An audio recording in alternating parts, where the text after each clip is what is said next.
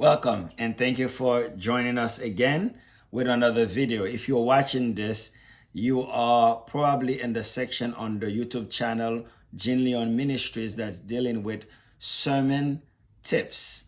We are going to talk about something very important when you're preparing a sermon, and that is your sermon introduction. The sermon introduction is very, very, very important. You have to understand you only have 90 seconds to grab the attention of your listeners. Just 90 seconds. You need to be intentional about getting or grabbing the attention of those who are listening to you. We're living in the world where attention span is very, very, very low. 7 seconds, the average attention span. So you need to be intentional, especially now in this high-tech age. Let me say this, that there are many ways to introduce your sermon. I'll just share 5 of them with you.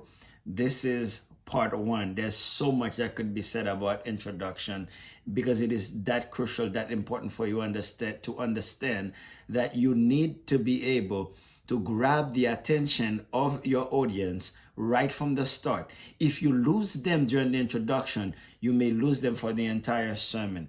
There are 5, I'm just going to share with you 5 of the many ways you can begin your sermons. You can begin with a story. Stories are not just for children. Adults love stories.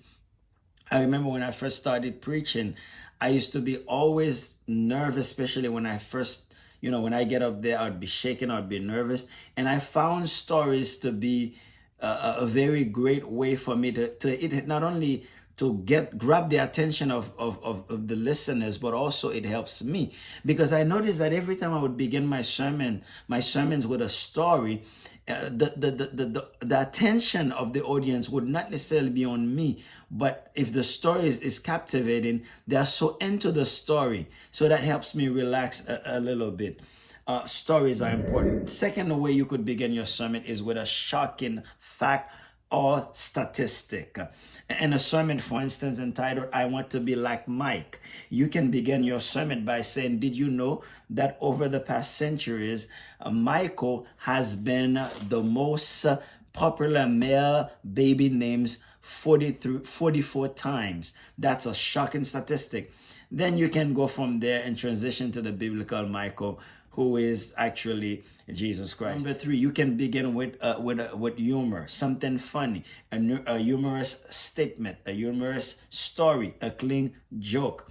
Joel Osteen is famous for introducing his sermons by saying, "I like to start with something funny." Then he would go on and share a story, a funny story, something that happened to him or something that happened. But I want to warn you, an attention grabber does not necessarily have to be linked to the sermon, whereas the introduction has to be linked to the sermon. You have start your introduction with the intention to transition into the sermon. So what Joel Osteen does, his attention grabber is not necessarily linked. Usually it's not linked to his introduction. Then he would go in and give an introduction and begin his sermon.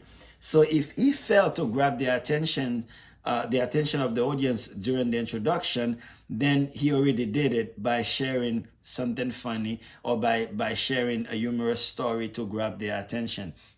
However, I want to strongly encourage you to make your introduction the attention grabber. Make your introduction so interesting. Be intentional about grabbing the attention of your audience. 4th method you could use is to go straight to the text. Let me give you an example. You could begin your sermon by saying, "Father, Father, why hast thou forsaken me?" Father, why hast thou forsaken me? That's Jesus on the cross. You could start from the text right there.